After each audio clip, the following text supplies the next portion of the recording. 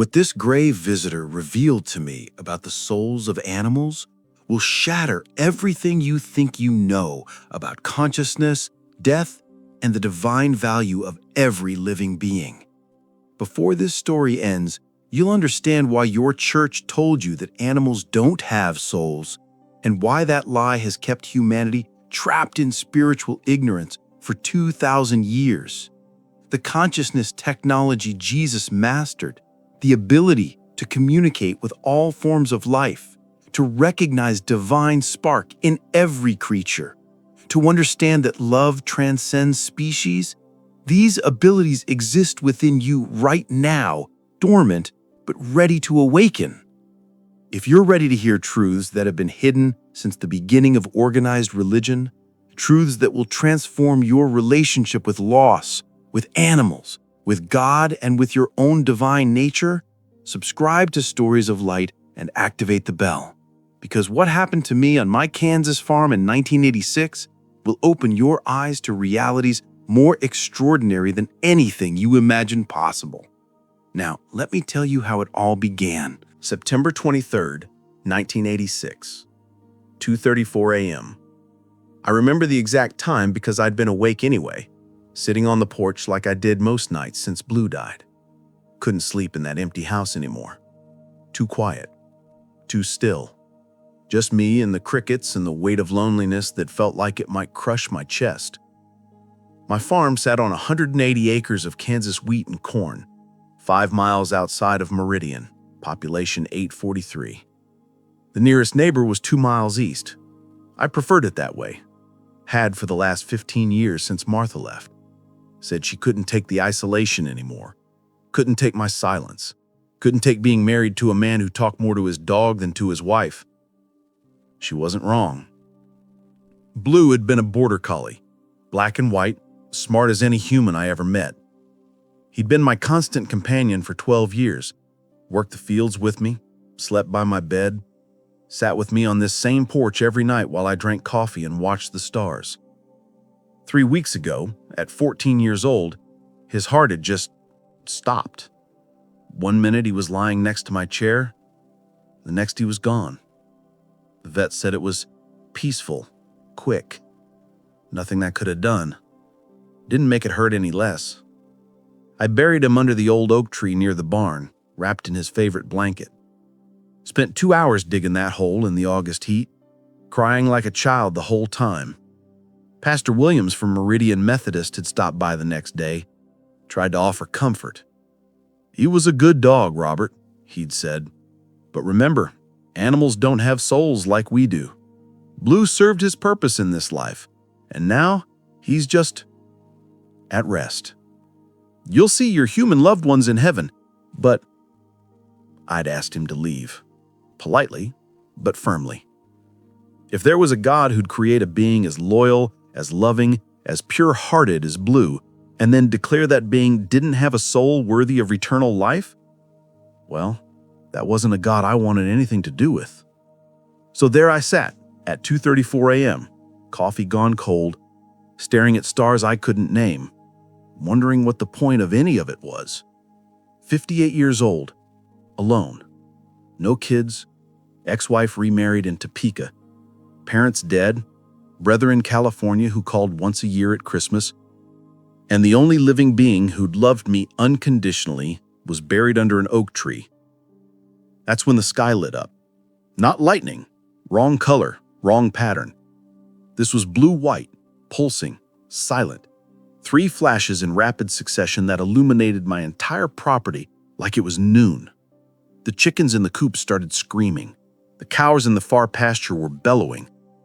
I stood, squinting toward the north field where the light seemed to be coming from. My rational mind said transformer explosion, down power line, maybe even ball lightning. But something deeper, some instinct I didn't know I had, said otherwise. I grabbed my flashlight and the 12 gauge that I kept by the door, climbed into my pickup and drove across the dirt road toward the north 40 acres. The headlights cut through the September darkness, catching the dust my tires kicked up. 200 yards in, I saw it. The wheat field, where I'd be harvesting in another month, was flattened in a perfect circle, maybe 30 feet across. And in the center of that circle sat something that had no business existing in Kansas. A craft. That's the only word my brain could supply. Maybe 12 feet in diameter, disc-shaped, the color of gunmetal or dark silver. The surface seemed to absorb light rather than reflect it, making it hard to focus on. No wings, no engines that I could see, no markings except strange symbols etched along what might have been a seam. And it was split open along one side, smoking slightly. I killed the truck engine, sat there for a full minute, hands gripping the steering wheel, trying to make sense of what I was seeing. "This isn't real," I muttered. "You're having a breakdown, Robert. Grief does strange things to people. You're hallucinating." Then I saw movement near the craft. I grabbed the shotgun and flashlight, climbed out of the truck. My boots crunched on the flattened wheat as I approached slowly, every nerve screaming at me to get back in the truck and drive away. "Hello?" My voice sounded small in the vast darkness. "Anyone hurt?" A sound. Not quite a voice, not quite a thought. Something in between that seemed to arrive directly in my mind. "Help. Please. Injured. Do not fear." I swung the flashlight toward the sound. What I saw should have made me run. 4 feet tall at most, impossibly thin, arms and legs like sticks that shouldn't be able to support even that slight weight. Skin that was gray, smooth, almost luminescent in my flashlight beam. A head too large for the body with huge black eyes that reflected my light like a cat's eyes, but with a depth that suggested ancient intelligence. One of its legs was bent wrong. Blue liquid? Blood? Something else? Seeped from a wound on its elongated arm. The being looked up at me, and those enormous eyes met mine, and I felt something I hadn't felt in 3 weeks. Connection. Not threat, not danger, just presence. Another living being in pain, looking at me with hope that I might help rather than harm. I lowered the shotgun. Jesus Christ. The being's head tilted slightly. Jesus. Yes, we must speak of him. But first, help. Please. Leg broken. Arm damaged. Cannot reach vessel to initiate repair. You speak English? I speak no language. I transmit meaning directly to consciousness. You receive as English because that is your linguistic framework. My hands were shaking. My mind was reeling. But then I looked at that broken leg, at the blue blood seeping from its arm, and suddenly I wasn't seeing an alien anymore. I was seeing what Blue must have looked like that time he got caught in the barbed wire fence. Hurt, scared, needing help. "All right," I heard myself say. "All right, let's get you somewhere safe." "Can you walk?" Difficult.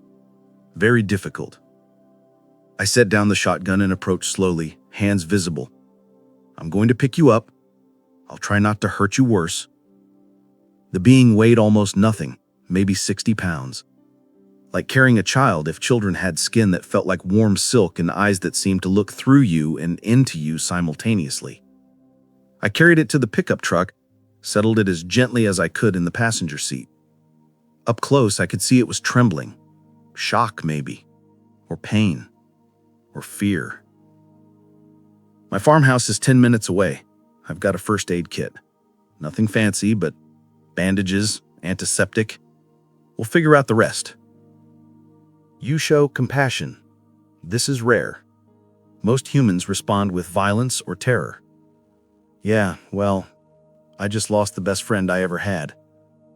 I know what it's like to be hurt and alone. I wouldn't wish that on anyone. Even, I glanced at my impossible passenger.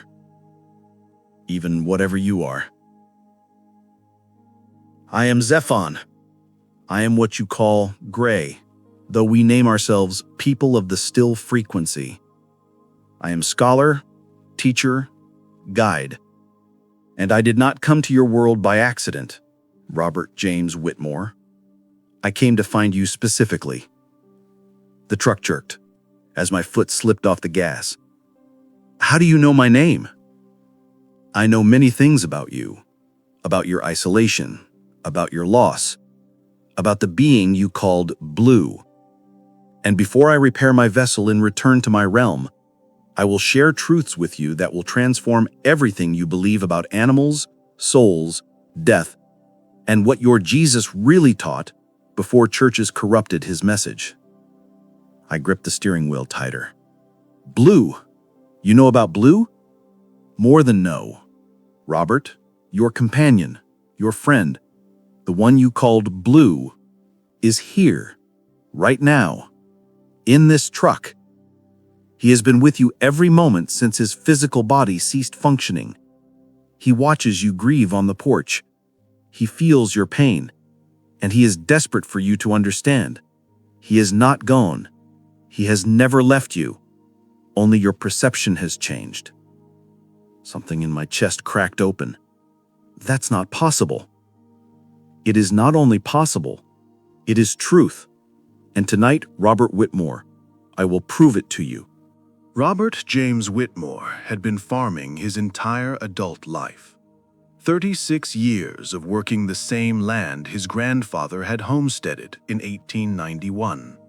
Wheat, mostly, some corn, a small cattle operation that kept him solvent through the lean years. He'd been good at it, not great, never won any awards or set production records, but good, steady, reliable. The kind of farmer who paid his bills on time, maintained his equipment, rotated his crops properly, and treated his animals with respect. He'd married Martha Ann Cooper in 1955 when he was 27 and she was 23. Pretty wedding at Meridian Methodist Church, small reception at the Grange Hall, honeymoon in Kansas City, the farthest either of them had ever traveled. The first 10 years had been happy, or at least Robert thought they were. They'd worked the farm together. Martha had kept the books, managed the household, helped with harvest when needed. They'd tried for children. 5 years of trying, then another 5 years of doctors and tests and disappointments. Martha couldn't conceive. The doctors said it was endometriosis, scar tissue, complications from a childhood illness. They'd discussed adoption, but Martha had gotten distant after that diagnosis, quiet in a way that never quite resolved. Around year 12 of the marriage, Martha started spending more time in town. Library volunteer work at first, then book club, then church committees. Robert had encouraged it, thought she needed connection, community, something beyond the isolation of farm life. He hadn't realized she needed it because she was dying inside the marriage. The truth was, Robert wasn't good with words, never had been. He could talk about weather, crop prices, livestock health, but feelings, intimacy, the kind of emotional connection Martha needed? He'd tried, God knows he'd tried, but the words never came out right, and eventually he'd stopped trying, and the silence had grown like a wall between them. In 1971, Blue had arrived, a border collie puppy from the Henderson farm 3 counties over. Robert had gone to buy a breeding ram and come home with a dog. Martha had been annoyed at first. Another mouth to feed, Robert? Really? But Blue had been special from day one. That dog had understood Robert in ways no human ever had. Knew when Robert was sad without being told. Sat close during storms, not because Blue was scared, but because he sensed Robert's anxiety. Worked the cattle with intelligence that seemed almost human. Slept by Robert's bed every night, one paw always touching Robert's hand. Martha had noticed, "You talk more to that dog than you talk to me." Robert hadn't known how to explain that talking to Blue was easier. Blue never judged, never demanded, never walked away hurt because Robert used the wrong words or no words at all. The marriage had ended in 1973. No dramatic fights, no infidelity, just Martha saying over breakfast one morning, "Robert, I can't do this anymore. I love you, but I'm lonely. And I think you're lonely too, even though you won't admit it. We're roommates who don't even share a room anymore. That's not a marriage." She'd been right. They'd been sleeping in separate bedrooms for 2 years by then. The divorce had been amicable. Martha took half the farm's value in cash. Robert had to take a loan to pay her, but he managed. She moved to Topeka, remarried within a year to a man named Donald who owned a hardware store and apparently knew how to use his words. Robert had stayed on the farm, worked longer days to pay off the loan, expanded the wheat operation, built up the herd, talked to Blue about everything he couldn't say to humans. His parents had died in the late 70s, Dad from a heart attack while fixing fence, Mom 2 years later from pneumonia that turned into something worse.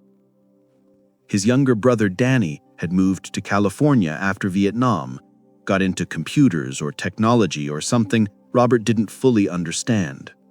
They talked once a year, always the same awkward conversation about weather and health and nothing that mattered.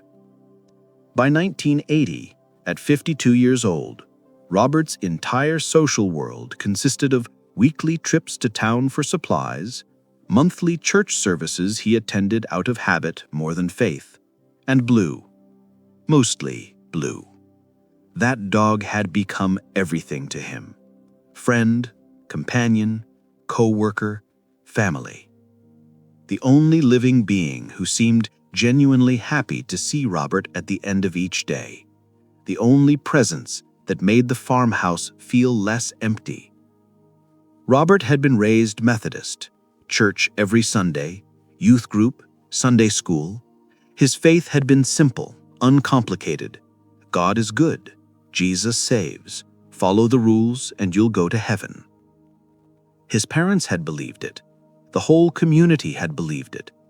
But somewhere along the way, maybe after the marriage failed, maybe after his parents died, maybe just from years of isolation, Robert's faith had become more complicated. He'd started wondering, if God cared about humanity, why did he make life so hard? Why did good people suffer? Why did prayers go unanswered? Why did some people get everything while others got nothing? He'd kept going to church, though, partly from habit, partly because Meridian was small enough that not going would be noticed, partly because he didn't know what else to do on Sunday mornings. But he'd stopped really believing, stopped feeling anything during services except the vague guilt that he wasn't feeling what he was supposed to feel. And then Blue had died. August 29th, 1986, a Tuesday evening. Robert had been fixing the chicken coop when Blue had walked over, laid down in the shade, and just stopped. His eyes had gone dim, his breathing had ceased, like a candle flame quietly extinguished. Robert had carried Blue's body into the house, laid him on his favorite blanket, and sat with him for 3 hours. Petting his fur, crying harder than he'd cried since his mother's funeral, whispering, "I'm sorry, boy. I'm sorry I didn't see it coming. I'm sorry I couldn't save you." The next day, Pastor Williams had come by, had tried to comfort Robert with theology about animals not having souls, about Blue being just a dog, about how Robert would see his human loved ones in heaven but shouldn't expect to see Blue. That's when something fundamental had broken in Robert. "You're telling me," Robert said, voice shaking, "that Blue, who never lied, never cheated, never hurt anyone, who showed me more pure love than any human ever has, That Blue doesn't have a soul? That Blue doesn't go to heaven, but humans who lie and steal and murder and betray, we get eternal life? Pastor Williams had opened his mouth, closed it, finally said, "Robert, I know you're grieving, but we can't attribute human characteristics to animals. They don't have the same kind of consciousness we do. They don't have free will or moral awareness or—" "Get out," Robert had said quietly. "Robert, get out of my house." Pastor Williams had left. Robert hadn't been back to church since. For 3 weeks, Robert had been going through the motions, feeding the livestock, harvesting what needed harvesting, maintaining equipment, eating because his body demanded it, sleeping because exhaustion forced it. But inside, he was hollow, empty. Every room in the farmhouse reminded him of Blue. The worn spot on the rug where Blue used to lie, the food bowl Robert couldn't bring himself to throw away, the collection of tennis balls Blue had loved. At 58 years old, Robert Whitmore had nothing left. No wife, no children, no parents, no faith, no companion. Just 180 acres of Kansas farmland and a loneliness so deep it felt like drowning in slow motion. Late at night, sitting on the porch where he and Blue used to watch the stars together, Robert would ask the empty darkness, "Is this all there is? You live, you lose everything, and then you just exist, waiting to die yourself?" He'd stopped expecting answers, which is why on September 23rd, 1986, when the sky lit up with blue-white fire and a gray alien named Zephron appeared with answers Robert had stopped believing existed, everything changed.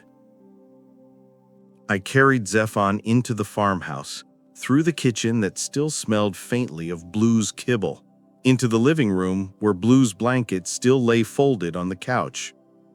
"Set me on flat surface," Zephon transmitted. "Your table or floor. I do not require comfort." "The couch," I said. "It's soft, and if you're hurt, you need—" I stopped, looked at Blue's blanket. 3 weeks of not touching it, not moving it, keeping it exactly where Blue had left it. I picked up the blanket, spread it on the couch, set Zephon down carefully. Something about that felt right, important somehow. Zephon's huge black eyes studied me, the blanket. It belonged to Blue. Yeah, he loved this thing, slept on it every night. And you honor his memory by leaving it untouched.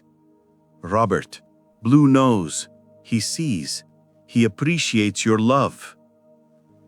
My hands were shaking again. Don't talk about him like he's still. He is still, but let me attend to physical healing first. Then I will prove what I say. I grabbed my first aid kit from the bathroom. Nothing sophisticated, just supplies I'd accumulated over years of farm injuries. Bandages, gauze, antiseptic, medical tape, scissors. "Your leg," I said. "Let me see it." The break was clean, mid-shin on the right leg. The bone, if that's what it was, felt different through the skin, less dense than human bone, almost flexible. The blue liquid had crusted around the wound. "This is going to hurt," I warned. "Pain is sensation. I can modulate my perception of it. Proceed." I cleaned the wound with antiseptic. Zephon didn't flinch, though I felt something in my mind, a pressure, like someone holding their breath. I straightened the leg as gently as possible, then splinted it with 2 pieces of kindling from the wood box and secured them with medical tape. The arm wound was deeper, but not broken. I cleaned it, applied antibiotic ointment, and wrapped it in gauze. My hands found their old competence. Years of treating livestock injuries, mending my own cuts and bruises from farm accidents. The work steadied me, gave me something concrete to focus on, while my mind tried to process the impossible. When I finished, Zephon raised his bandaged arm, examined my work. You have healer's hands, gentle, efficient. You have done this many times. Farm work. You learn to patch things up or you pay a fortune in vet bills. You care for all living things with equal attention. This is rare in your species. I sat down in the recliner across from the couch, blue spot, where he used to curl up next to me every evening. The emptiness of that space hit me like it did every night. You said you came to find me specifically. Why? Because you are ready, broken open. Your loss has shattered false beliefs about reality. Your isolation has created space for new understanding. Your love for Blue, pure, unconditional love, has prepared you to receive truths about consciousness that most humans resist. What truths? That consciousness is not exclusive to humans. That every living being, mammals, birds, insects, even plants, contain spark of divine awareness. That what you call soul exists in all life, not just human life. That your religions have lied to you for millennia to maintain human supremacy, to justify exploitation of other beings, to keep you separated from deeper truth. I leaned forward. The pastor said Blue doesn't have a soul, that animals are just biological machines, that only humans are made in God's image. Your pastor is wrong, completely, tragically wrong, and I will prove it. How? Blue is here, Robert, right now, in this room. He has been trying to reach you for 3 weeks, but your grief created frequency barrier too dense for him to penetrate. Your disbelief in animal consciousness made you unable to perceive his presence. But I can facilitate connection. I can show you that death is not ending for humans or animals, that consciousness transcends physical form for all beings, that Blue is as eternal as you are. My vision was blurring. If you're lying to me, if this is some kind of manipulation, why would I lie? What would I gain? I am injured, vulnerable, dependent on your compassion. If I wanted to deceive you, I would tell you comfortable falsehoods, not challenging truths. Robert, I am offering you reunion with the being you love most. But to receive it, you must release belief that animals are lesser. You must expand your understanding of consciousness. You must open your perception. I looked at Blue's blanket beneath Zephon, at the worn spot on the rug, at the empty space beside my chair. What do I have to do? First, you must understand what Jesus really taught about animals, before churches erased those teachings. Then, I will show you how to perceive beyond physical senses. And then, Zephon's mental voice grew softer, more gentle. Then you will meet Blue again. Not in distant heaven, not someday, tonight. I made coffee. My hands needed something to do, something normal, while my mind tried to process what was happening. Zephon remained on the couch, his large eyes tracking my movements. When I handed him a mug, more out of habit than expectation, he held it carefully in his 3-fingered hands. I do not require sustenance in your form, but I appreciate gesture. Hospitality is universal language. I sat down with my own coffee. cradling the mug like a lifeline. You said Jesus taught things about animals that churches erased. What things? Everything, Zephon transmitted. Jesus understood that all life is sacred, that consciousness exists in every living being, that what you call soul is not human exclusive, it is universal property of all awareness. But after his death, religious institutions altered his teachings to maintain hierarchy that placed humans above all other life.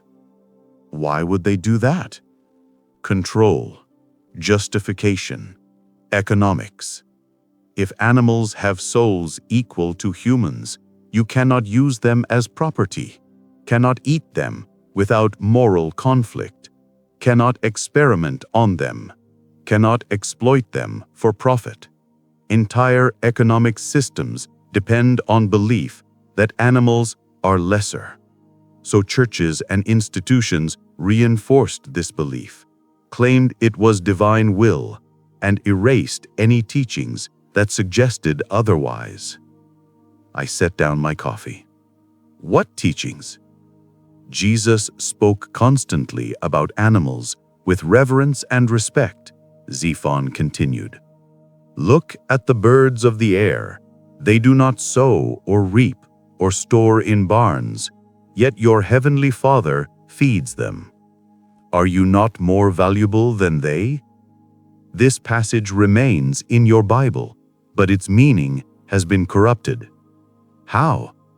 The translation suggests humans are more valuable than birds, but the original Aramaic suggests something different. That God values all life, provides for all creatures, and humans should learn from animals' trust in divine provision. Jesus was not establishing hierarchy. He was demonstrating unity of all life under divine care. That's not how Pastor Williams taught it? Of course not, because your pastor learned from institutions with 2,000 years of investment in human supremacy. But consider, Jesus was born in a stable, surrounded by animals. His first worshippers were shepherds, people who lived intimately with animals. He rode a donkey into Jerusalem, praised that animal's service. He spoke of sheep, birds, fish, with deep familiarity and respect. These were not random metaphors, they were acknowledgments of consciousness in all creatures. After Jesus' death, many of his teachings were deemed too radical by emerging church authorities. Entire gospels were excluded from your Bible because they contradicted institutional agenda. Among excluded teachings were explicit statements about animal consciousness. Like what? In the Gospel of Thomas, excluded from your Bible, but preserved in other texts, Jesus says, "Do not harm living beings, for in every creature dwells spark of divine." In the Essene Gospel of Peace, Jesus teaches vegetarianism, says, "You cannot know God while you consume flesh of innocent beings." These teachings were systematically erased because they threatened economic power structures. My hands had stopped shaking. I was leaning forward now, listening intently. The truth Jesus taught, the truth I am here to remind you of, is that consciousness is not human invention. It is a fundamental property of the universe. Humans do not have consciousness because you are special. You have consciousness because all life has consciousness. You are not unique divine creation. You are one expression of universal awareness that manifests in countless forms. So Blue had a soul, a real soul? Blue has consciousness that is eternal, that transcends physical death, that carries all love and memory and essence of who Blue was and is. If you want to call that soul, yes, blue has a soul exactly as real, exactly as eternal, exactly as divine as yours. Something in my chest cracked open. Your churches teach that only humans continue after physical death. This is catastrophically false. Death is a transition for all conscious beings. When Blue's body stopped functioning, his consciousness, his awareness, his love, his essence transitioned to a higher vibrational state, just as humans do, just as all life does. Then where is he? Why can't I see him? Because your physical eyes are tuned to a very narrow frequency of matter. Blue exists now at a frequency slightly higher than physical matter, what some call astral plane, what we call fourth density. He can see you. He can feel your emotions. He tries to communicate, but until your perception expands, you cannot perceive him. How do I expand my perception? I will teach you. But first understand, Blue is not in a distant heaven waiting for some judgment day. He is here, in this room. He sits in his spot beside your chair every evening. He follows you through the fields during the day. He lies at the foot of your bed at night. The only thing that has changed is your ability to perceive him. Tears were streaming down my face now. He's really here, right now? Yes, and he is desperate to comfort you. He sees your grief. He feels your pain. He is confused why you cannot feel his presence, why you believe he abandoned you. He wants you to know he did not leave. He would not leave. He loves you as much now as he did in physical form. More, perhaps, because now he understands things he could not understand before. What things? That you loved him as much as he loved you, that your bond transcended species, that what you shared was the purest form of love, unconditional, free of ego, free of expectation. That kind of love is eternal. Death cannot touch it. Jesus could communicate with animals directly, not metaphorically, literally. He perceived their consciousness, felt their emotions, understood their needs. This is why animals were always calm in his presence, why fish came to his nets, why donkey carried him willingly into Jerusalem. He operated at a frequency where all consciousness is accessible. That's a miracle. No, it is a skill, a technology of consciousness that any human can learn. Jesus demonstrated it to show you what is possible when you recognize universal nature of awareness, when you stop seeing yourself as separate from other life, when you treat all beings as expressions of divine consciousness. Can I learn this? That is precisely why I am here, to teach you what Jesus taught, to show you how to perceive Blue's presence, to demonstrate the bond between you and Blue was not ended by death. It was only transformed.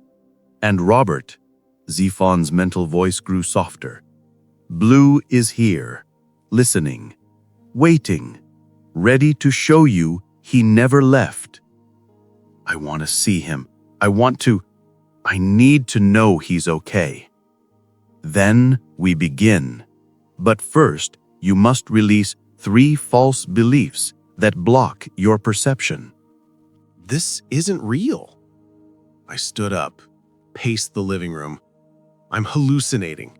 3 weeks of grief, not sleeping right, barely eating. I finally cracked. There's no alien on my couch. I'm probably passed out on the porch right now, having some kind of breakdown. Touch me again, Zephon transmitted calmly. Verify physical reality. I didn't want to, but I reached out, touched his bandaged arm. Solid, warm, real. Your mind is protecting itself from information that challenges everything you believed. This is normal response. But Robert, if this were hallucination, would it teach you things you do not already believe? Would hallucination contradict your religious upbringing? Would hallucination tell you things that comfort you rather than challenge you? I sat back down. I don't know. I don't know anything anymore. That uncertainty is first step toward truth. Even if you're real, even if this is happening, you could be deceiving me. The Bible warns about Satan appearing as angel of light, about false prophets in the last days. How do I know you're not demon, evil spirit sent to mislead you? Zaphon's mental voice carried something like sadness. Robert, if I were here to deceive, would I teach about love, about recognizing divine value in all life, about Jesus's true message of compassion? Or would I exploit your grief, make you dependent on me, demand worship, lead you toward hatred or violence? I don't know. Ask yourself, has anything I have taught contradicted Jesus's core message? Love one another. Recognize God in all things. Treat others as you wish to be treated. Show compassion to vulnerable. These are Jesus's words. I am only explaining what he truly meant, that others includes all living beings, not just humans. 2,000 years of theology, billions of believers, every church and every denomination says animals don't have souls. Are you telling me they're all wrong? Yes. Simple. Direct. No hesitation. Robert, those churches built their theologies on incomplete texts, filtered through centuries of translation, political manipulation, and human bias.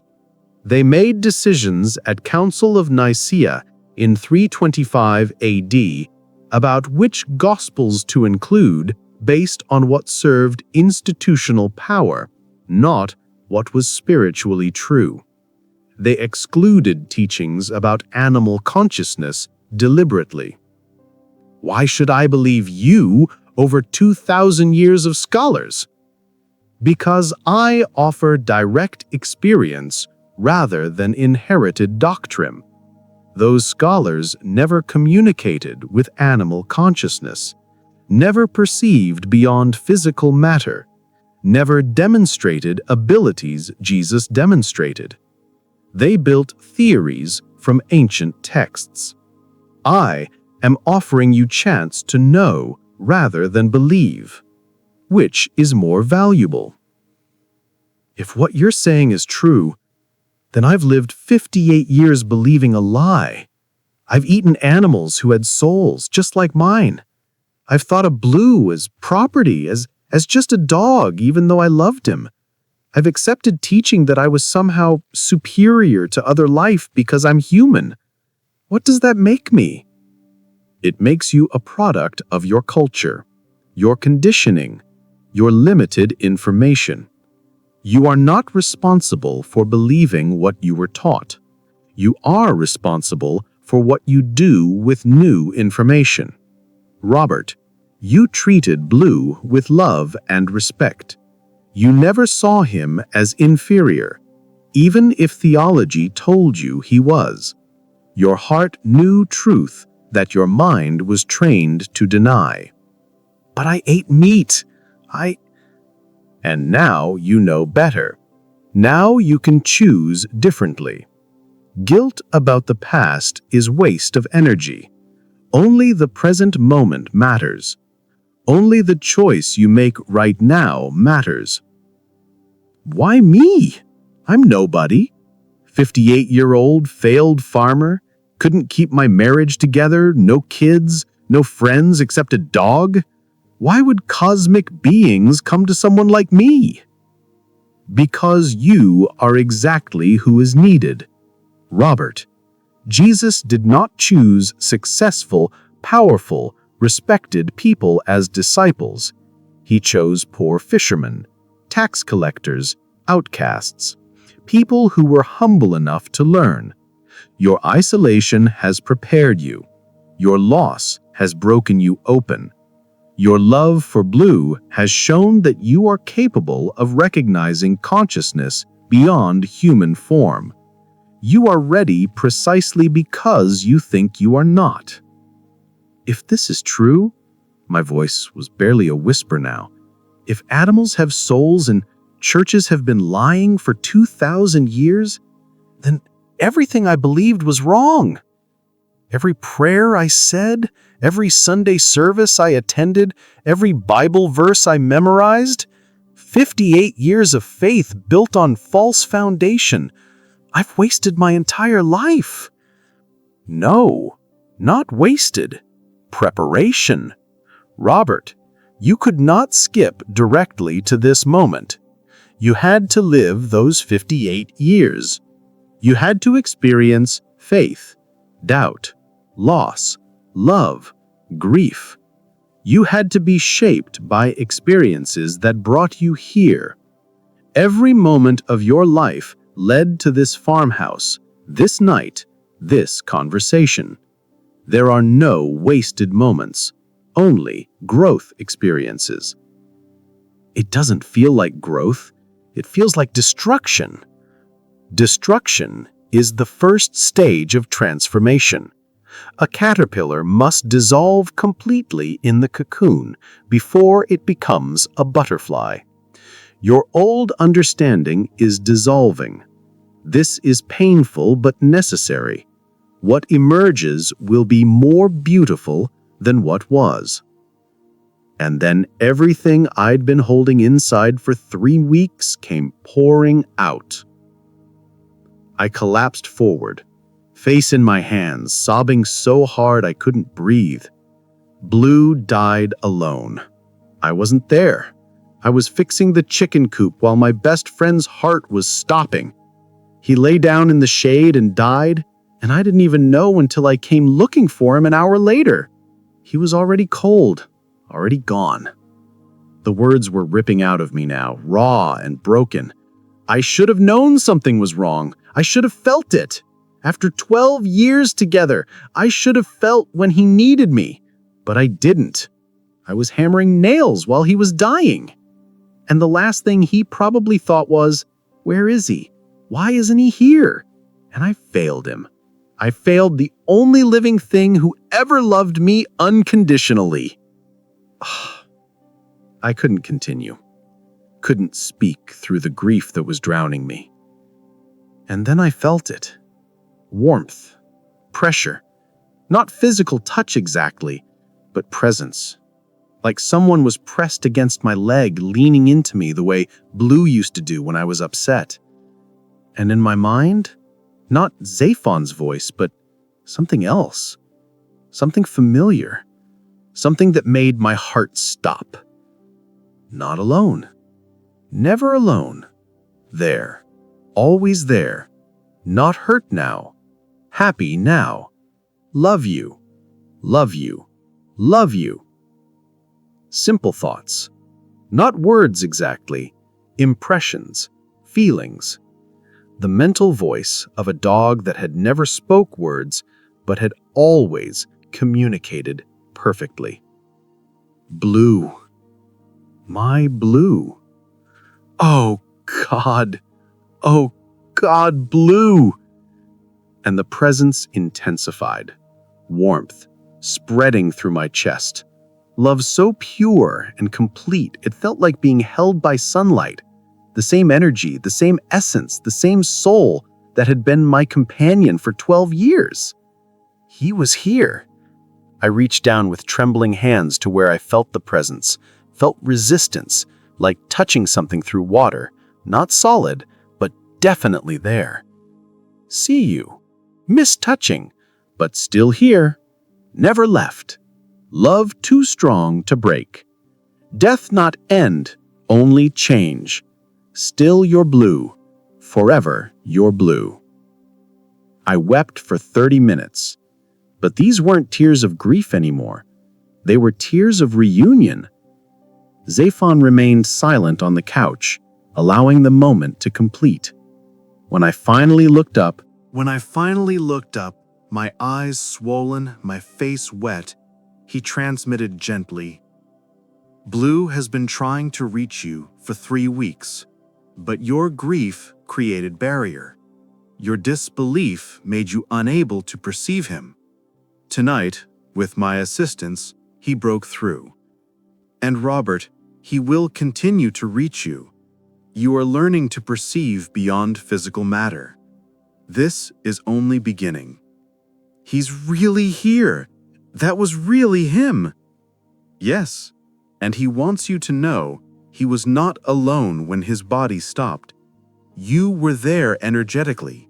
Your love surrounded him. He felt safe, peaceful, ready to transition. He did not suffer. He did not feel abandoned. And the moment his consciousness released from physical form, he understood everything. That death is not ending. That love transcends physical reality. That you would grieve, but eventually understand." I looked at the empty space beside my chair where I'd felt Blue's presence. Can I learn to see him, not just feel him? Yes, that is what I will teach you.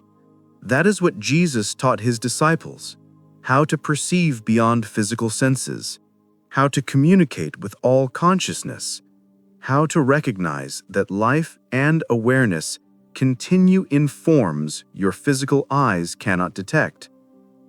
"Then teach me, please. I need to—" My voice broke again. "I need him to know I'm sorry. I need him to know how much I love him." "He already knows. He has always known. But yes, I will teach you. And Robert, what you learn will not only reunite you with Blue, it will transform your entire understanding of life, death, God, and your own divine nature." Dawn was breaking over the Kansas fields when I finally composed myself enough to function. Zaphon had remained patient throughout my breakdown, allowing the emotional release to run its course. Now he gestured toward me with his bandaged arm.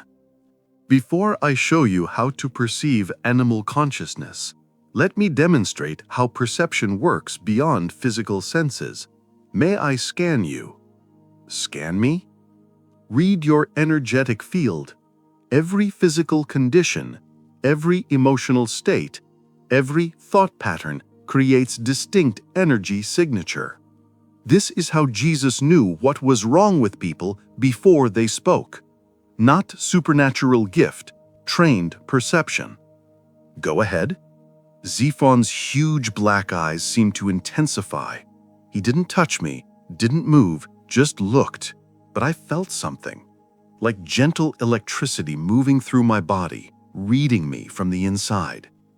After 30 seconds, chronic lower back pain, compression damage from years of farm work, L4 and L5 vertebrae showing wear.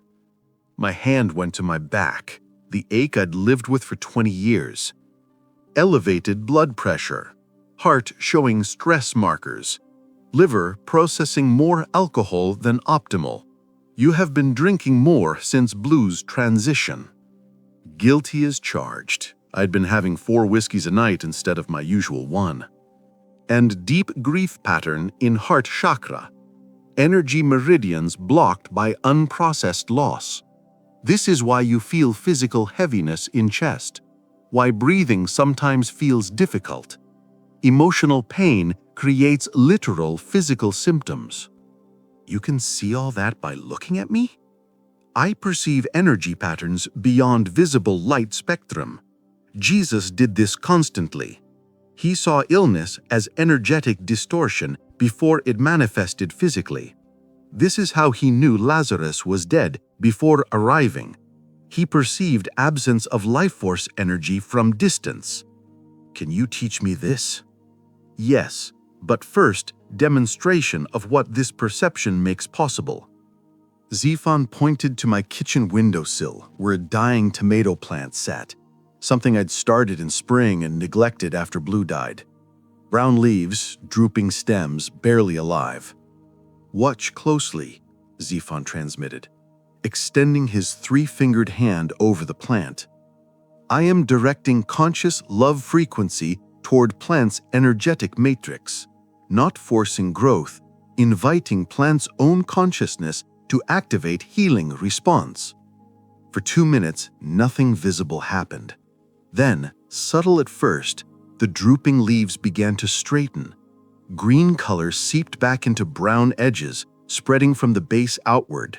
New growth unfurled from the center. 15 minutes later, the plant looked vibrant, healthy, like I'd been tending it carefully for months. Jesus did this? I asked. Constantly. He understood that all life responds to love frequency. Plants, animals, humans, all consciousness recognizes and responds to directed loving intention. This is why gardens flourished where Jesus walked, why deserts bloomed. Not supernatural miracles, natural response to high-frequency consciousness. Your cattle, in the far pasture, one is in distress. What? How do you know? I perceive her consciousness. She is in pain, early labor, calf positioned incorrectly. She calls for help, but most humans cannot hear. I grabbed my keys, drove the truck to the pasture. Sure enough, one of my pregnant heifers was separated from the herd, pacing, showing signs of distress. I examined her. Calf was breech. I could feel it. Without intervention, both cow and calf would die. I spent 90 minutes repositioning the calf, helping the birth. When the calf finally emerged, alive, healthy, I looked at Zephon, who had remained in the truck watching. You knew. From a mile away, you knew she needed help. I heard her. Her consciousness called out in distress. Any sufficiently aware being can learn to perceive this. Jesus heard all creatures. He responded to their needs before humans notice problems. This is not supernatural power. It is natural sensitivity that humans have suppressed. Back at the house, Zephon said, "Now, let me teach you to see what you felt earlier, to perceive Blue's presence with more than emotion." How? Close your eyes. Breathe deeply. Feel love for Blue. Not sadness about loss, but pure appreciation for who he was. Can you feel that? I nodded, found the memory of Blue at his best, running through the fields, tongue out, pure joy in movement. Good. Now, that love you feel, it is actual energy, frequency. When you generate it strongly enough, you become sensitive to similar frequencies. Blue operates at frequency of pure love. When you match his frequency, you can perceive him. I focused, breathed, felt love expanding in my chest. Now, open your eyes slowly. Do not look for physical form. Look for light, shimmer, movement in air. I opened my eyes, and I saw him. Not solid, not physical, but there, a shimmer beside my chair, dog-shaped, glowing faintly with blue-white light. The outline of a border collie, the essence of Blue. Oh my God. He is always this visible. You simply could not see before. Your perception was limited to physical matter only. Now you are seeing etheric body, energy form that consciousness inhabits after physical death. The blue-shaped shimmer moved, came closer. I felt the same warmth, the same presence I'd felt earlier. And this time, I could see him seeing me, could feel his joy that I finally perceived him. Blue, buddy, I see you. I see you. The shimmer brightened, pulsed. pure happiness radiating from it. He has waited 3 weeks for this moment, for you to know he is still here, still your companion, still your friend. Death changed his form, but not his essence, not his love for you. Can I? My voice was shaking. Can I talk to him? Can he understand me? He has always understood you. Now you will understand him. Robert, place your hand where you perceive his head. Focus on receiving impressions rather than sending words. I reached toward the shimmer, felt warmth, pressure, like touching something through thick fog. And then impressions flowing into my mind. Not words, feelings, images. The mental language of a dog translated into human understanding. Happy. Finally see me. Worried about you. Want you happy again. No more sad. I'm okay. Better than okay. Understand so much now. Love you always. Always, always, always. I love you too, buddy. I'm so sorry I wasn't there when you were there. Your love there. Not alone. Never alone. Don't be sad. Be happy. Live again. I want you happy. Images flooding my mind now. Blue showing me memories from his perspective. The day I brought him home as a puppy, working cattle together, sleeping by my bed. The love he felt every moment. Pure, uncomplicated, complete. And then, new images. Blue showing me what he saw now. Other animals in etheric form. Dogs, cats, horses. Wild creatures. All consciousness existing beyond physical death. All aware. All continuing. All alive, Blue communicated. All here. Nothing ends. Everything continues. Tell people. Show people.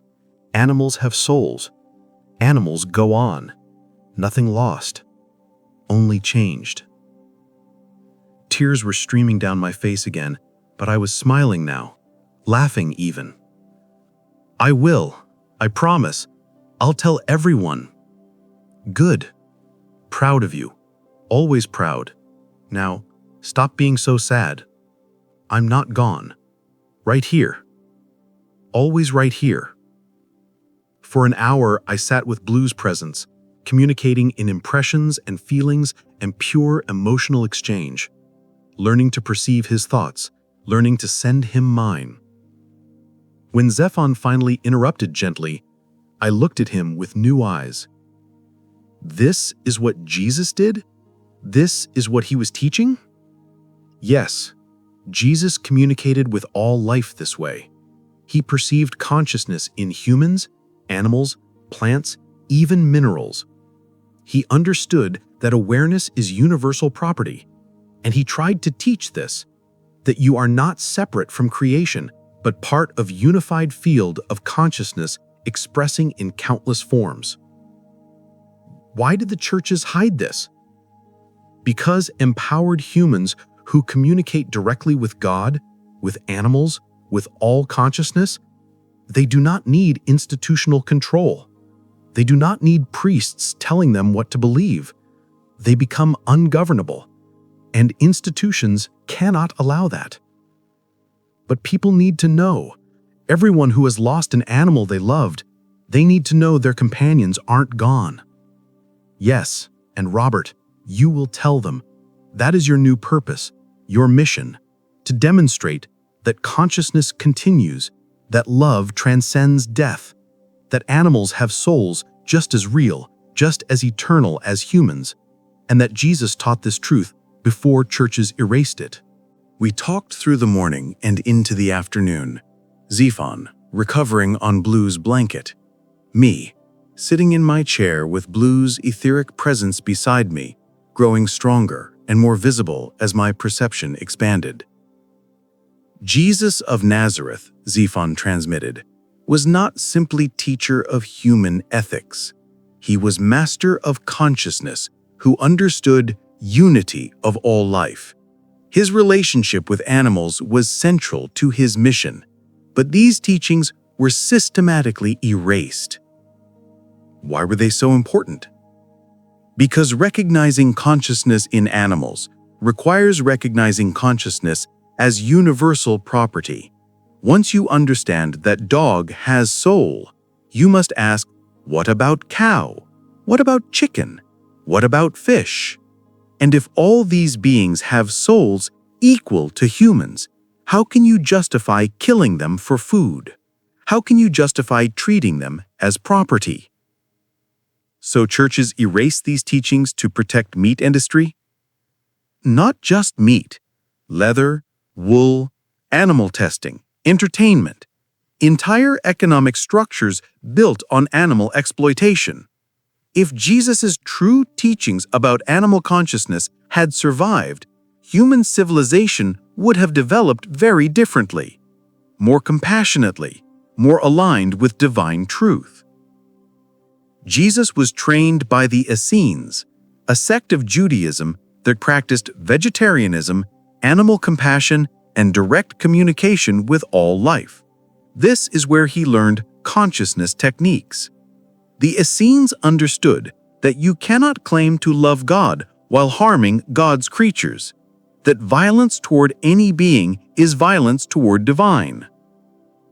The Bible doesn't mention this, because those who compiled your Bible 3 centuries after Jesus' death excluded any texts that suggested radical compassion toward animals.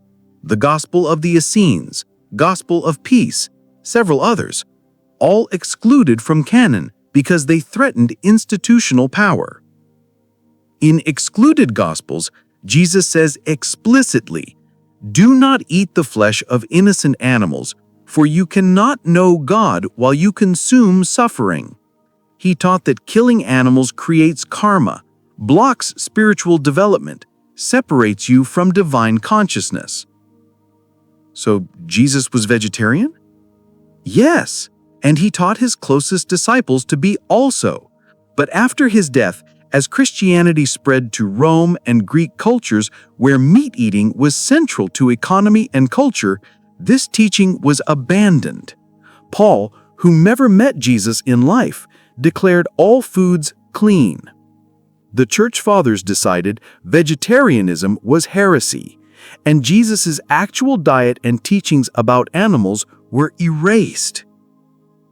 The fundamental truth Jesus taught, the truth I am here to remind you of, is that all life is sacred, not metaphorically, literally.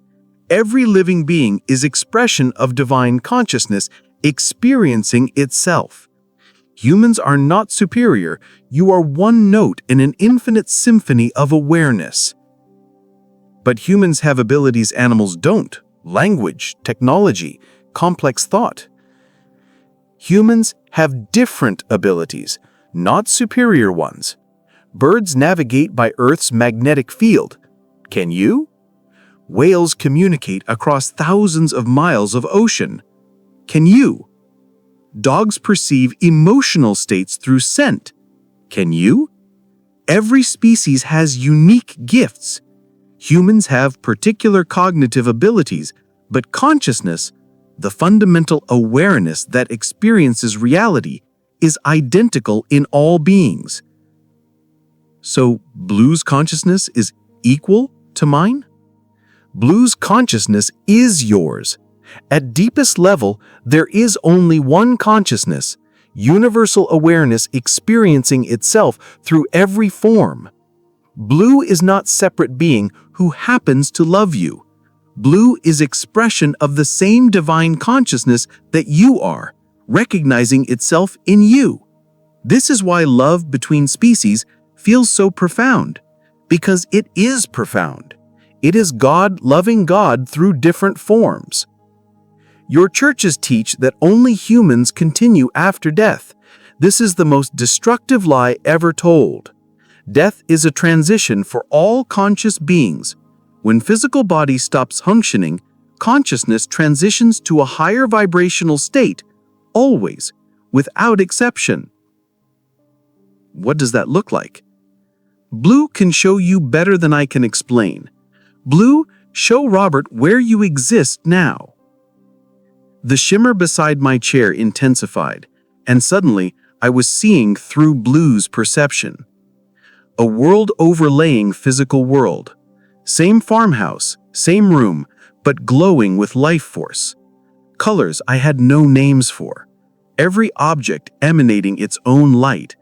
And beings, etheric forms of dogs, cats, wild animals, even insects, all visible, all aware, all interacting. Fourth density, Zephon explained. Plane of existence, one frequency above physical matter. All consciousness transitions here after physical death. Animals, humans, plants, all continue. All remain aware, all grow and learn and love. The vision faded. I was gasping. Blue sees all that? Lives in that? Yes, and he can visit physical plane at will. Can see you, be near you, even influence physical matter subtly.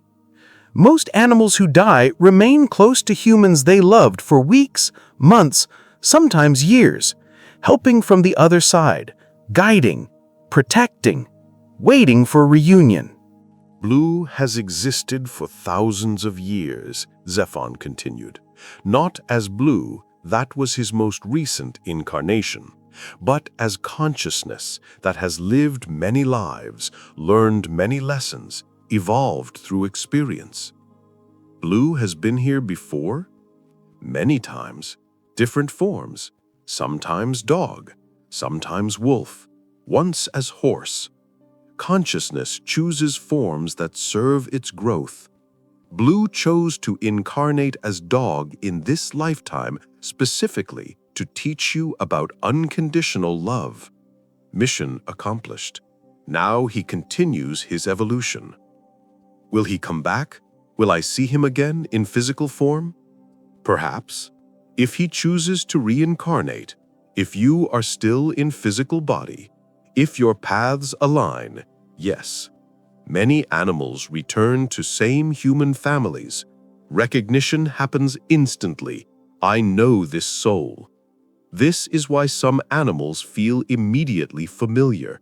You have known them before. Jesus taught reincarnation openly, Zephon said.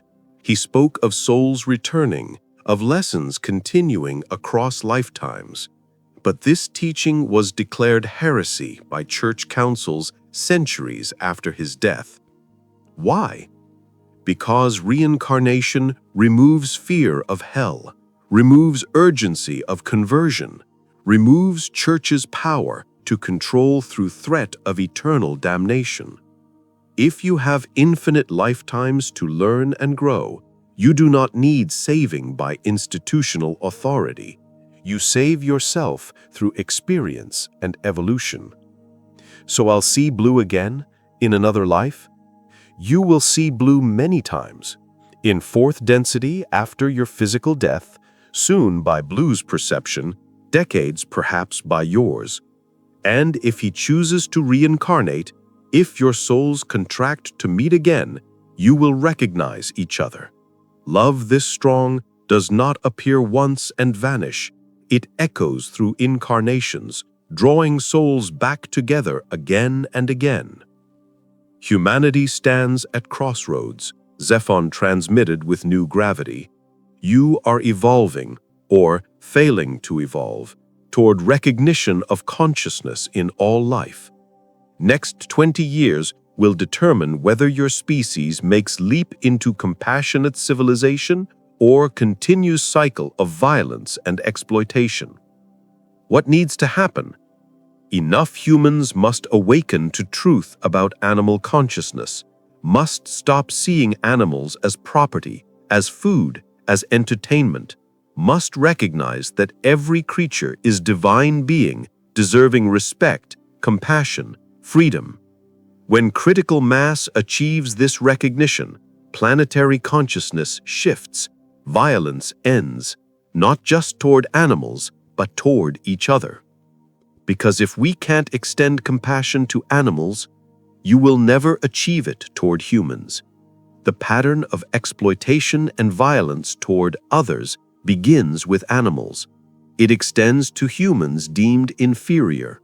True peace requires recognizing divine value in all life. This is what Jesus taught. This is what churches erased. This is what you must help restore. Robert Whitmore, Zephon's transmission grew more personal, more intimate. You were broken open for purpose. Blue's transition was not random tragedy. It was a catalyst for your awakening. He agreed to this sacrifice at soul level before incarnating. Brief physical life in service of massive spiritual awakening. He chose to die young, to leave me? He chose to love you so completely that his loss would shatter your illusions about reality, would force you to question everything, would create an opening for truth to enter. And now you will honor his sacrifice by sharing what you have learned, by teaching others that animals have souls, that consciousness continues, that love transcends death. How? I'm just a farmer. Who's going to listen to me? Everyone who has loved and lost an animal. Everyone who has felt connection with a creature and been told by churches that connection was not real, not spiritual, not eternal. Robert, there are millions of people like you, grieving animals they were told had no souls, feeling guilty for mourning just a pet, desperate for confirmation that their love was real and their companions continue. You will reach them through example, through demonstration, through simply living as a man who knows his dog's soul is eternal. Others will notice, they will ask, you will teach, and one by one, the lie of animal soullessness will crumble. 3 days after Zephon arrived, sitting on my porch at dawn with Blue's etheric form visible beside me, I felt something fundamental shift. I can't deny what I've experienced, I said out loud, to Zephon, to Blue, to the universe. This isn't belief anymore.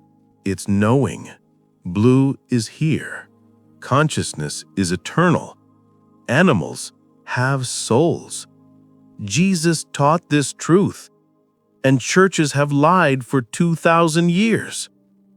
No more arguing, no more resistance, just simple recognition of what was real. Blue's presence brightened, pulsed with approval. Yes, Zephon transmitted from inside the house where he was continuing to recover. This is gnosis, direct knowing that cannot be argued away because it is based on experience, not doctrine. And then came the tears again, but different this time. Relief, profound, overwhelming relief. All these weeks I thought Blue was gone forever, I sobbed. I thought I'd failed him. I thought I was alone. But he's been here the whole time, right here. I was never alone. I was never abandoned. I just couldn't see. I wept for an hour, but these were healing tears, washing away the crushing grief that had been suffocating me, replacing it with joy, actual joy that Blue continued, that our bond survived death, that love was real and eternal and unbreakable. By day 4, I started practicing the techniques Zephon had taught me. Morning. Gratitude meditation focused on Blue's continued presence, feeling love, appreciation, connection, not grieving absence, but celebrating continuation. The chronic back pain, the ache that had plagued me for 20 years, reduced by half within a week. Afternoon, I practiced perceiving animals' consciousness, went to the barn, focused on each cow individually, opened my awareness to their emotional states. And I felt them, their contentment, their curiosity about me, their individual personalities, some shy, some bold, some playful. "You're all conscious," I whispered. "You're all aware. You all matter." Evening. I practiced communicating with Blue, asking questions, receiving impressions, learning his perspective on things. He showed me where the fence was weak. I fixed it the next day. He showed me which hen was sick. I treated her and she recovered.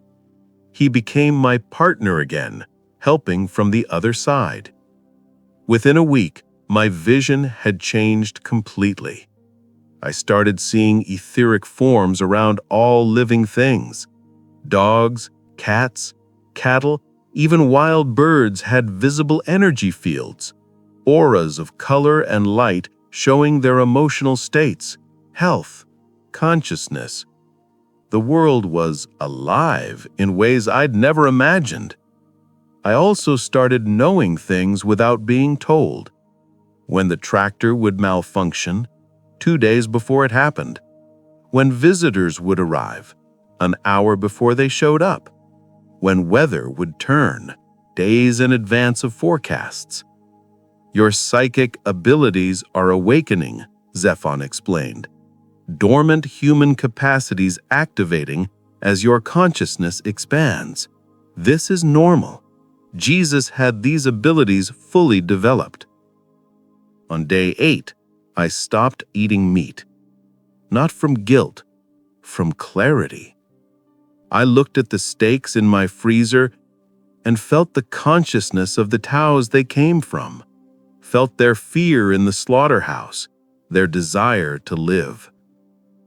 "I can't do this anymore," I told Zephon.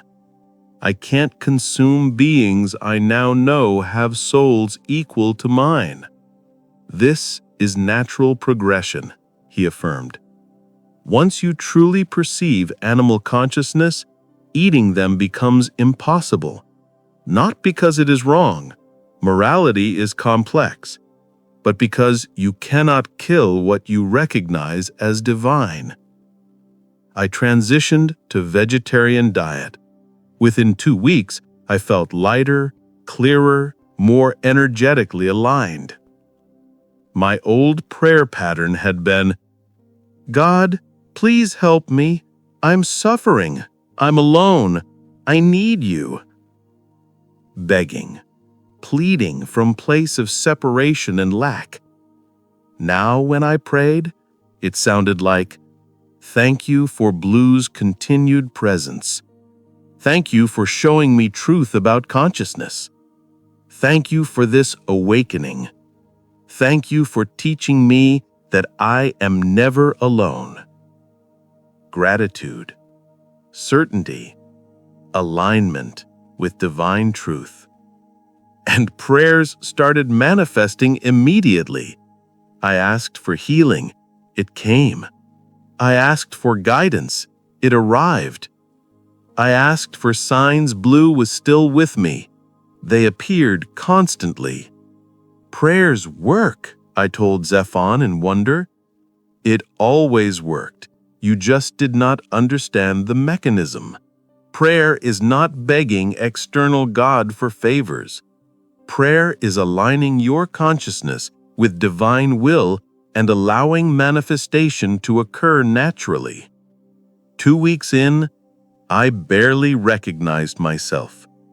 Old identity was, "I'm Robert Whitmore, 58, failed farmer, alone, broken by loss, victim of circumstances." New identity? "I'm eternal consciousness, having temporary human experience. I'm divine spark of God, here to learn and love and grow. I'm connected to all life through universal awareness, and I'm exactly where I need to be." The shift was so profound, I felt like different person. Blue's presence pulsed with approval. This is who you always were. Now you just remember. On day 16, Zephon announced his vessel was repaired and he would depart the next morning. We sat on the porch, Zephon, me, and Blue's visible etheric form watching the sunset over the Kansas fields. "You no longer need me," Zephon transmitted. "You have direct connection to Blue. You perceive animal consciousness. You understand truth about souls. Now you must live this truth and share it with others." How? By example. Return to church. Tell Pastor Williams what you have learned. Teach your neighbors. Share Blue's continued presence with anyone who has lost an animal. Demonstrate that death is not ending. You will face resistance. Many will call you crazy, heretic, deceived. But those who listen will awaken, and awakening spreads. I'm scared. What if I fail? What if no one believes me? Blue believes you. I believe you. God believes you. The only question is, do you believe you? Robert, you were broken open to become instrument of transformation. Honor Blue's sacrifice by doing the work he prepared you for. After Zephon left, his craft rising silently into the September night, disappearing in a flash of blue light, I stood in the field where we'd met 16 days earlier.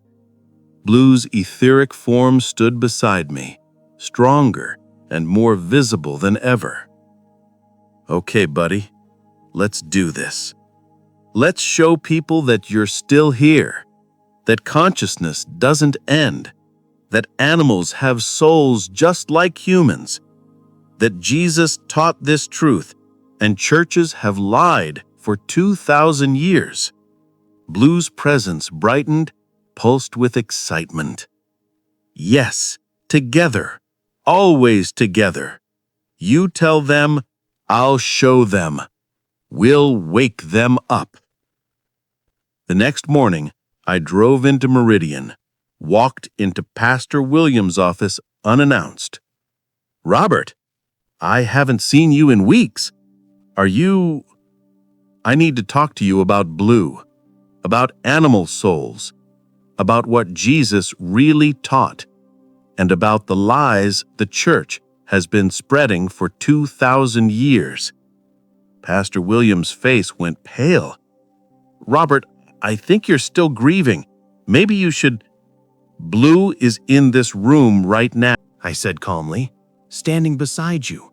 If you could see what I see, if you could perceive beyond physical matter like Jesus did, you'd see him. A border collie made of light, wagging his tail, happy to be here.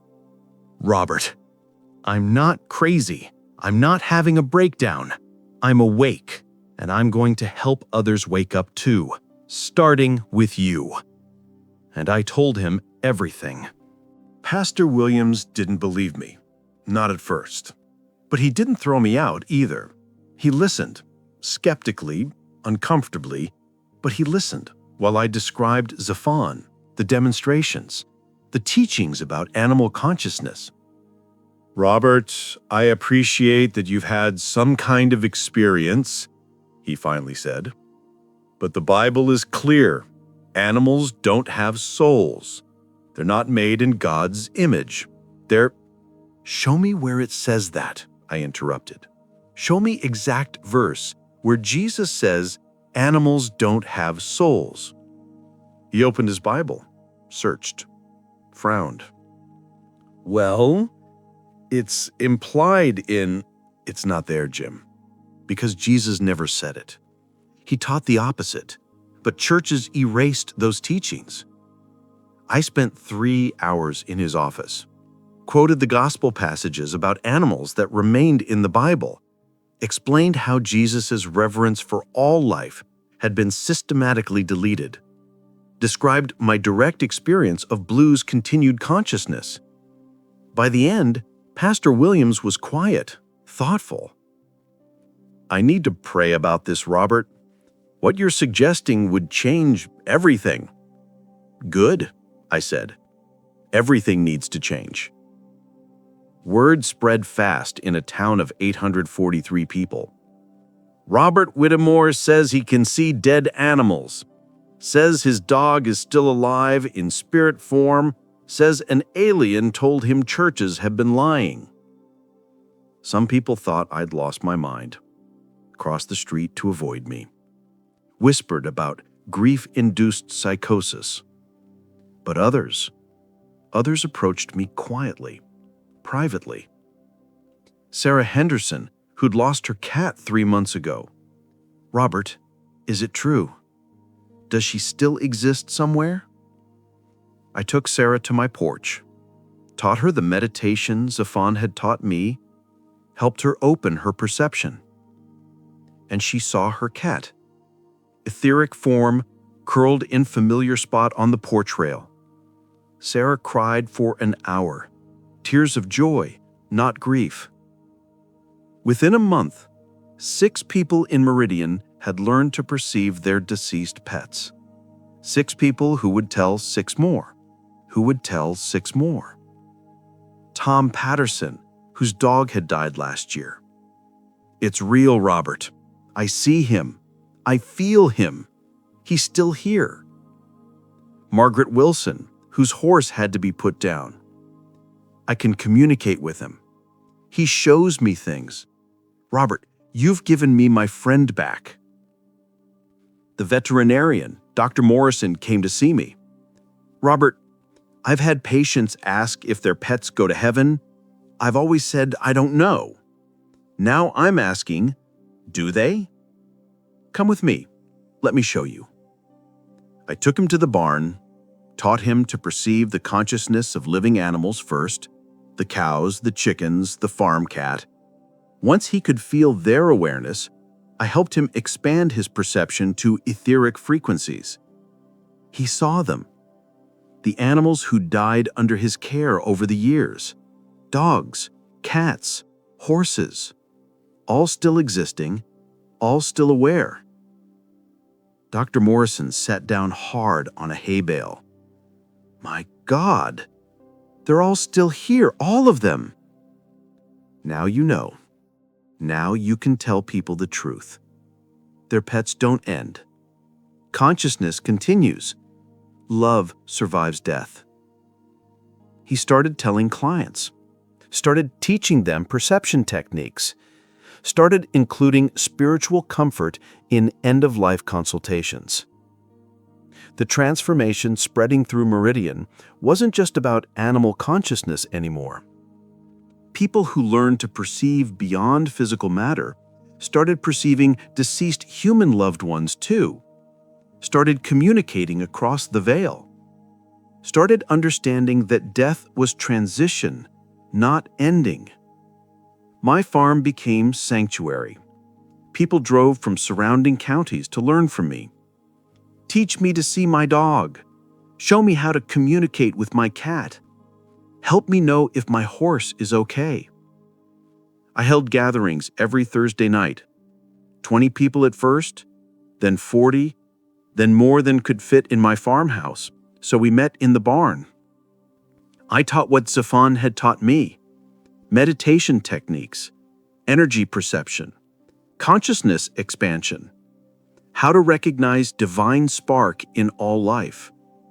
Blue was there every session, visible to those with opened perception, present as loving energy to those still learning. And something else happened. My isolation ended. Martha called in October. We'd barely spoken since the divorce 13 years ago. "Robert, I heard what's happening in Meridian. People say you've changed, that you're teaching some kind of spiritual awakening." "Yeah, something like that. Do you want to come see?" She came the following weekend. I showed her Blue's etheric form, taught her to perceive consciousness, Within hours, she was crying, reunited with her childhood dog who died 40 years ago. Robert, I didn't know. I never knew they continued. All these years, I thought I'd lost them forever. We didn't remarry. That chapter was closed. But we became friends. Real friends, maybe for the first time. United by shared understanding of truth that transcended our old conflicts. Financial abundance followed naturally. Not because I charged for teaching, I never did, but people gave freely. Donations, gifts, trade services. My barn needed repair. 6 men showed up one Saturday and rebuilt it. My tractor broke down. Tom Patterson, who was a mechanic, fixed it for free. You gave me my dog back, he said. This is the least I can do. I started writing, documenting everything Zafon had taught me. Everything I'd learned about animal consciousness, about Jesus' true teachings, about the lies churches had spread. A small publisher in Kansas City, run by a woman who'd lost her beloved cat and heard about my work, agreed to publish it. Animal Souls, What Jesus Really Taught, came out in spring 1987. It sold modestly at first, but word spread. Pet loss support groups started using it. The veterinarians recommended it. Within a year, 20,000 copies in print. Letters arrived weekly. Your book saved me from suicidal grief after my dog died. Now I know he's still with me. I'm a pastor who always told people animals don't have souls. I was wrong. Thank you for correcting me. I can see my cat now. Your techniques work. She's been here all along. The transformation that had begun in my farmhouse was spreading across the country. Robert Whitmore's journey reveals something you may have suspected, but churches told you to dismiss. Your animal companions, the dogs, cats, horses, birds you've loved and lost, have souls just as real, just as eternal as yours. The grief you felt when they died wasn't foolish. The connection you experienced wasn't just biological attachment. The love you shared wasn't less valuable because it crossed species boundaries. It was real, it is real, and it continues. The churches have lied to you, not from malice necessarily, but from ignorance, from economic interest, from centuries of distorted theology that placed human supremacy above divine truth. Jesus knew better. Jesus taught better. He understood that all life is sacred, that consciousness exists in every living being, that animals are not property or food or entertainment. They are divine souls incarnated in different forms. When he said, "Consider the birds of the air," he wasn't using random metaphor. He was acknowledging their consciousness, their value, their place in God's creation. When he rode a donkey into Jerusalem, he honored that animal's service, treated it with respect, recognized its awareness. When he spoke of sheep, he wasn't just talking about humans needing a shepherd. He was recognizing that actual sheep have souls worth protecting. But these teachings were erased, deleted, suppressed, because empires can't be built on compassion for all life. Economies can't exploit what they recognize as divine. Hierarchies can't justify domination over beings they acknowledge as equals. So they told you animals don't have souls, that your grief for them is excessive, that they're just animals. They lied.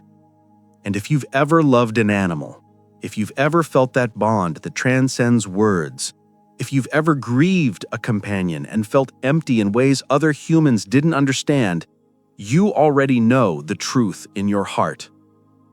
Now you have choice. You can close this video and return to comfortable lie. You can keep believing that your dog, your cat, your horse just ended, ceased to exist, became nothing. That's what churches want you to believe. That's safe. That's approved. Or you can do what Robert Whitmore did. You can open your perception. You can learn to see beyond physical matter. You can discover that your beloved companion is still here, still aware, still loving you from the other side. You can start experimenting with the techniques Robert learned: meditation, energy perception, consciousness expansion, opening your awareness to frequencies beyond physical sight. You can begin to feel their presence again, to communicate with them again, to know with absolute certainty that death did not separate you. Only your limited perception made you believe you were separated. The choice is yours. It's always been yours. Leave a comment and tell me, have you ever felt the presence of a pet who passed away? Have you ever known something about an animal without being told? Felt their emotions, understood their needs? Have you experienced a connection with an animal so deep it felt spiritual? Have you been told by churches that grieving a pet is excessive, that they're just animals? Share your story below. You might discover thousands of others who share your experience, who know the truth that churches deny, who understand that love transcends species and survives death. If you want more stories like this, stories that challenge everything churches taught you about animals, souls, death, and Jesus' true teachings, subscribe to Stories of Light and activate the bell. Because Robert Whitmore isn't the only one who has discovered that animal souls are real. There are more testimonies, more witnesses, more evidence that everything you were taught about animals and consciousness is incomplete. Remember, Jesus taught that all life is sacred. Churches changed that to human life is sacred. But the truth Jesus demonstrated, the truth Robert learned from Blue and Zephon, is that consciousness is universal. Your dog has a soul. Your cat has a soul. Every animal you've ever loved continues in a higher dimensional state, aware and loving and waiting for you to recognize they never left. And Robert Whitmore, 58-year-old Kansas farmer who thought his life was over when Blue died, discovered that his real mission was just beginning. Your animal companion is closer than your next breath. Learn to perceive them. They're waiting.